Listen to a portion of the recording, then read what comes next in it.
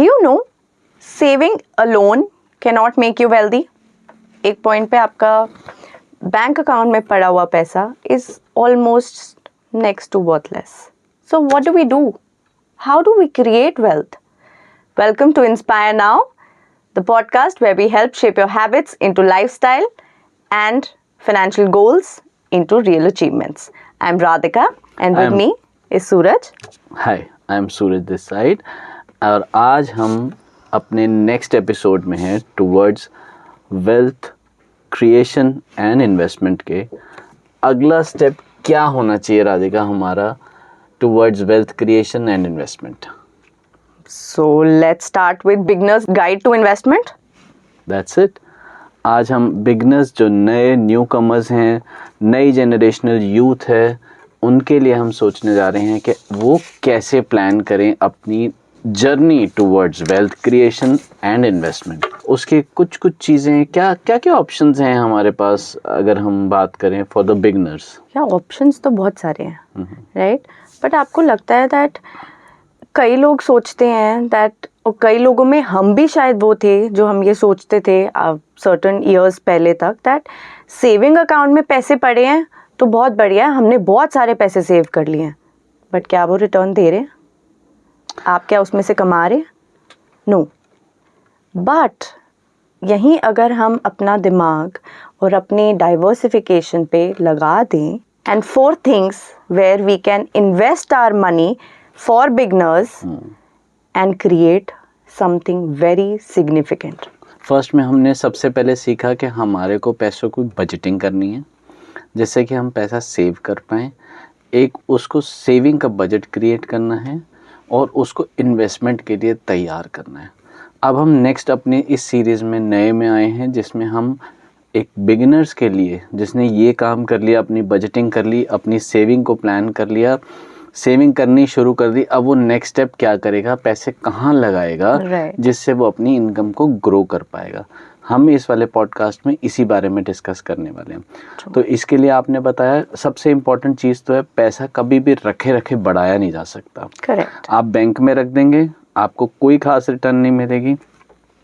आप घर में रख दीजिए, एक पैसों के गड्डियों को लेके आप एक जगह रख दीजिए, 10 साल तक ऐसा हो ही नहीं सकता कि आप उसको छुएं ना. एट द एंड यूज़ करना पड़ेगा. अगर आपने यूज़ नहीं भी करा तो भी रह तो उतने का उतना ही गया ना. तो सेविंग के साथ साथ इन्वेस्टिंग बहुत ही ज़्यादा इम्पोर्टेंट है, हमें करनी चाहिए. अब करने की क्या क्या ऑप्शन है राधिका, और आपको बेस्ट ऑप्शंस क्या बात पता है? According to Einstein, what is the 8th wonder of the world? It's compounding. It's not about the timing, the market कितना ऊपर जा रहा है कितना नीचे आ रहा है, but it's about patience, it's about consistency and staying invested and compounding works its magic. So let's break it down. Okay. For beginners. Okay. Right? So there are 4 things what a beginner can do. Okay. So first is stocks, wherein you invest in larger equities and high risk, high returns. Second are beautiful bonds created by government, wherein you lend your money basically to government or corporations. So safer risk, safer investment and safer returns, right? Third is your ETFs and mutual funds, great for beginners. You put aside for example 500 rupees also a month, और आप उसके अंदर SIP करके हर महीने 500 रुपये भी डालें, it's going to create a big huge difference. Yes, and amazing for beginners. And fourth here is real estate, जो हमें जिंदगी भर से सिखाया गया that पैसा बचाओ और प्रॉपर्टी खरीद लो. बट नॉट जस्ट प्रॉपर्टी खरीद लो, ऑफ कोर्स उसके अंदर से रेंटल इनकम आती है हमारे पास. So real estate is another good option. So मैं इसको थोड़ा सा और ब्रेक डाउन करता हूँ और इसको और थोड़ा बेटर वे में ट्राई करता हूँ कि मैं समझा पाऊँ. इसको जो आपने पॉइंट्स बताए उसकी क्या क्या रेट ऑफ इंटरेस्ट रिटर्न्स हैं और वो कितने साल में डबल हो रहे हैं. जहाँ हम कंपाउंडिंग की बात कर रहे हैं तो कितने साल में हमारा पैसा डबल हो रहा है. फर्स्ट ऑफ ऑल सबसे ईजीएस्ट वे आपको कंपाउंडिंग जो रिटर्न आप निकाल रहे हो वो कितने साल में डबल हो रही है वो जानने का बेस्ट वे आउट है 72 divide by the rate of interest you are getting. आप उसको फॉर एग्जांपल अगर मैं किसी चीज़ में 10% की रिटर्न निकाल पा रहा हूँ तो 72 divide by 10 which will be 7.2 years for my doubling once. तो मैं 7 साल 2 महीने में वो पैसे को एक डबल शिफ्ट कर पा रहा हूँ। जहाँ पे आ जाती है कंपाउंडिंग, वो आप उसको कैलकुलेट कर पाओगे कि आप कितने साल में कहाँ पहुँच पाओगे अगर आप उसमें कंसिस्टेंट रहते हो। तो आपको हर इन्वेस्टमेंट को इस तरीके से कैलकुलेट करना पड़ेगा ताकि आपको मालूम हो कि वो आपको कहाँ तक पहुँचा रही है और उसके लिए आपको आपके टारगेट के हिसाब से कितने पैसे आज चाहिए। फॉर एग्जांपल अगर हम स्टॉक्स में जाते हैं, फर्स्ट ऑफ ऑल आप कभी भी स्टॉक्स में जाएं, आप प्रॉपर ट्रेनिंग लेके जाएं, प्रॉपर सीख के जाएं, अपना सर्वे करें, अपने स्टॉक्स के बारे में समझें, आप कहाँ इन्वेस्ट कर रहे हैं उसका प्रॉपर प्रोसीजर बना के जाएं। रिटर्न्स स्टॉक्स में can very from 12-10% to X numbers because it depends on each and every individual strategy। अगर आप ETF को लेते हैं या म्यूचुअल फंड को लेते हैं, फॉर एग्जांपल अगर हम इंडेक्स ETF को लेते हैं, index ETF gives around 12-13% in a longer last years charge, जो दिखाता है कि 12 से 13% है। सो सेम वे आप 72 डिवाइड बाई 12 करेंगे, so around 6 years you will see one doubler. Same way अगर आप दूसरी तरफ जाते हैं, जैसे कि FDs में जाते हैं, तो FD देती है 7%, 7.5% depending on bank to bank. उसके बाद हम आ जाते हैं प्रॉपर्टीज़ में। प्रॉपर्टीज़ में अगर आप लॉन्ग टर्म इन्वेस्टेड हैं तो which will give you around 10-12%, 8-12% actually. But अगर आप शफलिंग करते हैं प्रॉपर्टीज़ की, which will give you a better return. आप रेंटल्स उस पर साथ करते हैं, सो फॉर एग्जांपल अगर आपको 20 पैसा अ मंथ या 3% ईयर के आसपास रेंट मिलता है, so 8 + 10, so you will end up with 11% approximately. So इस तरीके से आप अपनी इन्वेस्टमेंट्स को प्लान कीजिए एंड देखिए which is the best for you. और आप इसका एक कॉम्बो अपने लिए अपने हिसाब से प्लान भी कर सकते हैं। अलग अलग चीज़ों पे आप इन्वेस्ट कर सकते हैं, अलग अलग प्लान के हिसाब से इन्वेस्ट कर सकते हैं, आपके फंड के हिसाब से प्लान कर सकते हैं। इस तरीके से आप एम कर सकते हैं कि आज से 10 साल बाद आपकी इन्वेस्टमेंट्स आपको कहाँ पहुँचाएंगी और आपकी आज की सेविंग आपको 10 साल में कहाँ पहुँचाएगी। ये आपने बहुत अच्छी बात करी एंड में, दैट हर चीज़ हमें एक बास्केट में नहीं डालनी चाहिए, आपको एक कॉम्बिनेशन के हिसाब से चलना चाहिए। For beginners, specifically for beginners, मेरे को लगता है that index funds and ETFs या म्यूचुअल फंड्स ये बहुत अच्छी ऑप्शंस हैं। प्लस साइड बाय साइड आप अपनी इनकम के हिसाब से आप अपनी डाइवर्सिफिकेशन एंड कॉम्बिनेशंस बना के चलिए। दैट क्या पता आपको ETF प्लस रेंटल इनकम ज़्यादा सूट करती है, ETFs प्लस स्टॉक ज़्यादा सूट करते हैं, बट हर चीज़ एक बास्केट में नहीं जानी चाहिए। म्यूचुअल फंड भी राधिका बहुत अच्छा बिल्कुल। है। म्यूचुअल फंड आज की डेट में अप्रोक्सीमेटली 15% की रिटर्न दे रहे हैं। अगर आप इसको एक तरीके से सोचो तो आप नॉन प्रोफेशनलाइज इन्वेस्टर से जो स्टॉक में डायरेक्ट इन्वेस्ट करता है उससे बेटर कर रहे हैं। करेक्ट। आप ETF से बेटर कर रहे हैं, आप प्रॉपर्टी को बीट कर रहे हैं, आप फंड्स डेट फंड्स को बीट कर रहे हैं। तो आई थिंक अगर हम इन कंपैरिजन को करते हैं तो मेरे हिसाब से एक नए बिगनर के लिए बहुत ही अच्छी ऑप्शन है। आप अपना म्यूचुअल फंड प्लान कीजिए। म्यूचुअल फंड कौन सा होना चाहिए? इन्वेस्टिंग कंपनीज जो बहुत सारे आजकल ज़ीरोधा, XYZ ऑनलाइन सर्वे कीजिए which is the best one. और बहुत ज़रूरी नहीं है जिसने मैक्सिमम रिटर्न दी हो उसमें जाएं, वो आगे भी रिटर्न उतनी देंगे या नहीं देंगे। That is the biggest disclaimer by the mutual funds by the SEBI.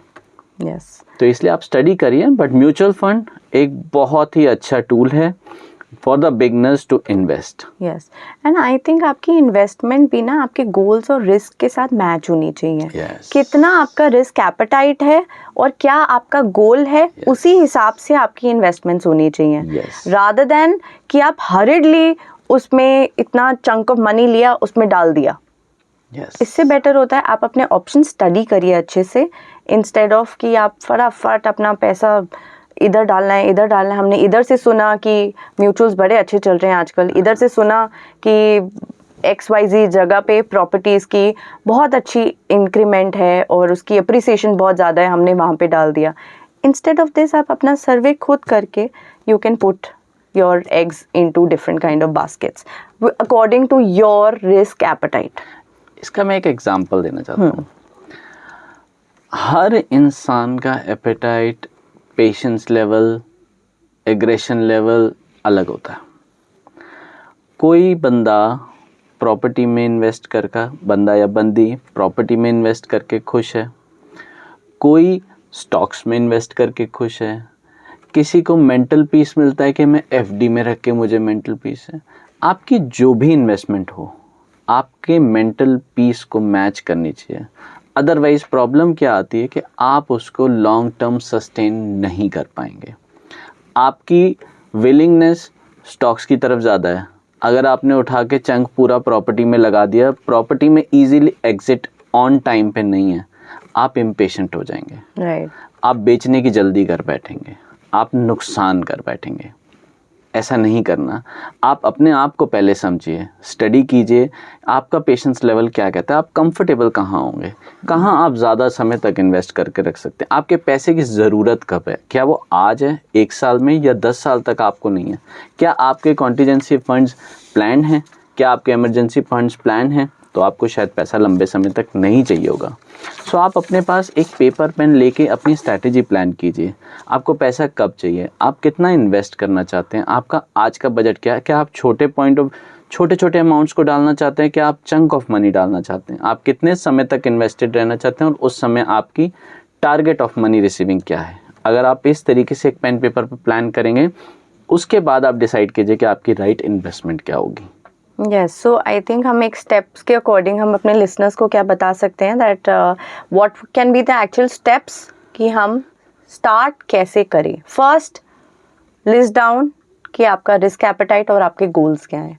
Second, start open your investing account, चाहे वो कहीं पे भी है। आपको लगता है कि SIPs आपको ज़्यादा सूट करेंगे, आपके पास बहुत ज़्यादा टाइम नहीं है, so mutuals are good for you. Second, आप start small. I think rather than आप बहुत ज़्यादा बिग अमाउंट्स सोच के प्रोक्रेस्टिनेट करते रहें अपनी सेविंग्स, स्ट्रेस लेके ना करें। आप जो कंफर्टेबली निकाल सकते हैं अपनी इनकम से, अपने डे टू डे एक्सपेंसेस से, वो निकालें एंड स्टार्ट करें। ये नहीं सोचिए कि आज तुम इस महीने तो I only could save 2000 rupees, that's a big amount, that's a big amount to start. So instead of कि हम डिले करते रहें, स्टार्ट स्मॉल, चाहे हम किसी भी चीज़ में इन्वेस्ट करें। And third very most important thing is, अगर आप बिगनर हैं तो आप बिगनर फ्रेंडली ऑप्शंस रखिए, रादर दैन कि मुझे पैसे जमा ही उसलिए करने हैं क्योंकि मुझे एक रेंटल प्रॉपर्टी क्रिएट करनी है, वो भी हो जाएगी। बट अगर आप एक बिगनर लेवल से स्टार्ट करेंगे, फॉर एग्जाम्पल आप SIPs, इंडेक्स फंड्स, ETFs, और इवन अगर आपको थोड़ी स्टॉक की नॉलेज है, सो स्टॉक्स में इन्वेस्ट करने के बाद आप अपना और बास्केट में डालना चाहते हैं, लाइक रेंटल इनकम क्रिएट करना चाहते हैं, so that's a good option, right. But इसमें एक सबसे इम्पोर्टेंट पॉइंट है जो मैं राधिका ऐड करना चाहूँगा, अपने आप पे विश्वास रखें कि ये होगा। अगर आप अपने आप पे विश्वास रखेंगे तो रास्ते भी मिलेंगे और अचीवमेंट भी होगी। इसके बाद हम आएंगे अपनी नेक्स्ट सीरीज़ के 3rd पार्ट पे, जो कि होगा एक special wealth creation, a specific growth and strategy planning. So advanced wealth strategy planning. So उसके अंदर हम आपको डाइवर्सिफिकेशन देंगे, पैसिव इनकम कैसे क्रिएट करनी है वो बताएंगे, एंड लॉन्ग टर्म कैसे इन्वेस्टेड और कहाँ इन्वेस्टेड रहना है वो बताएंगे आपके गोल्स के according. So I want to give a small task to our listeners. आप अपने हमारे कमेंट सेक्शन में मेंशन कीजिए कि आपकी स्ट्रैटेजीज आपके अकॉर्डिंग क्या हैं और आप कितना क्रिएट करना चाहते हैं। एंड आपके कमेंट्स के अकॉर्डिंग हम एक न्यू स्ट्रैटेजी वीडियो क्रिएट करेंगे, जिसमें we will tell you that okay in this income level group this is where we can invest. इतने इनकम लेवल ग्रुप के लिए हम कहाँ इन्वेस्ट कर सकते हैं for long term and wealth creation for your legacy. So thank you so much for tuning in to Inspire Now. Keep inspiring, stay consistent, and thank you. And keep listening to us also.